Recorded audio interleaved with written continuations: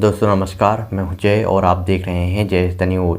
महाराष्ट्र के गृह मंत्री दिलीप वळसे पाटिल और साथ में ही महाराष्ट्र के पूर्व मुख्यमंत्री देवेंद्र फडणवीस को लेकर एक बड़ी अपडेट आ रही है।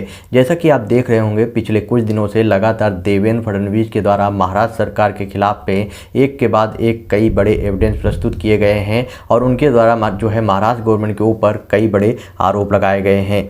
अब इन्हीं सब चीज़ों के बीच में साइबर पुलिस ने कल जो है विपक्ष के नेता देवेंद्र फडणवीस के घर पर पहुंची थी और वहां पर पहुंचकर उनसे जो है 2 घंटे तक लगातार पूछताछ की थी। आपको बता दूं कि साइबर पुलिस का देवेंद्र फडणवीस के घर पे पहुंचने का एक जो रीजन बताया गया है, जो अभी तक पब्लिक के सामने आया है, उसमें यह दावा किया गया है कि रश्मि शुक्ला का जो केस था, आईपीएस रश्मि शुक्ला का केस, जिसमें जो है कुछ रिपोर्ट लीक हुई थी और उनके ऊपर कई बड़े आरोप लगे थे और उसमें केस भी दर्ज कराया गया है। अभी इन्वेस्टिगेशन चल रही है। उसी केस से रिलेटेड पूछताछ करने के लिए साइबर पुलिस की टीम जो है वहां पर पहुंची थी देवेंद्र फडणवीस के घर पे और वहां पर उनसे 2 घंटे से अधिक तक पूछताछ किया।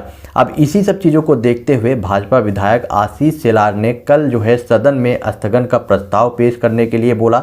उनके द्वारा रिक्वेस्ट किया गया कि जो देवेंद्र फडणवीस हैं उनके खिलाफ में जो महाराष्ट्र गवर्नमेंट के द्वारा कार्रवाई की जा रही है, साइबर पुलिस के द्वारा जो कार्रवाई की जा रही है, ये पूरी तरह से गलत है। जिसका जवाब देते हुए दिलीप वळसे पाटिल ने यह साफ बयान दिया, जहां पर उनके द्वारा बोला गया कि मुझे विधानसभा के सदस्य के रूप में चुने हुए 37 वर्ष हो चुके हैं। उन्हें विधानसभा के अध्यक्ष के रूप में भी काम करने का अवसर मिला है। मैं हाल के रीति रिवाजों और परंपराओं और विशेष अधिकारियों को जानता हूं। विपक्ष के नेता भी जानते हैं कि विशेषाधिकार क्या होता है। सदस्यों के विशेषाधिकार को लेकर कोई विवाद नहीं है। दिलीप वळसे पाटिल ने कहा कि आपने जो केस पढ़े हैं उनके बारे में कोई भी पूछता भी नहीं है। उनके द्वारा ये सीधा आरोप लगाया गया।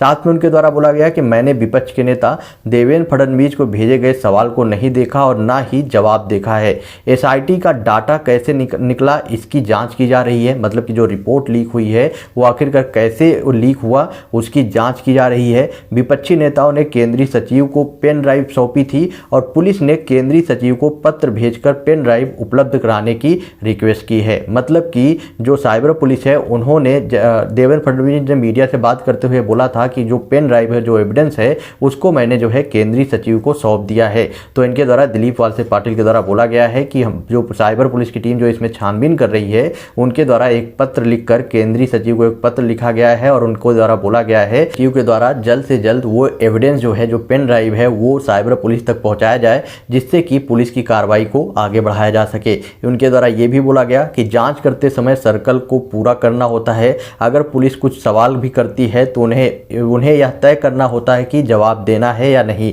यह दिनचर्या का हिस्सा है। मैंने कानून सीखा है। शायद मेरे ज्ञान में अंतर हो सकता है। आपराधिक मामलों में कोई छूट नहीं है। फडणवीस को आरोपी के तौर पर कोई नोटिस नहीं भेजा गया था। आपको बता दूं कि देवेंद्र फडणवीस से पूछताछ करने से पहले साइबर पुलिस के द्वारा एक नोटिस भेजी गई थी, तो इसको लेकर भी इनके द्वारा सीधा सफाई दी गई है कि देवेंद्र फडणवीस को आरोपी के तौर पर कोई नोटिस नहीं भेजा गया था।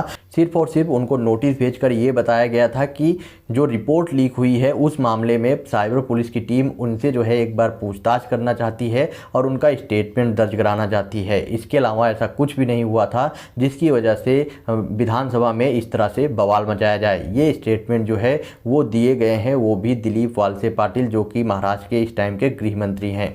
आपका क्या ओपिनियन है इस पर? आप अपना ओपिनियन कमेंट बॉक्स में बताएं और वीडियो को ज़्यादा से ज़्यादा शेयर करें।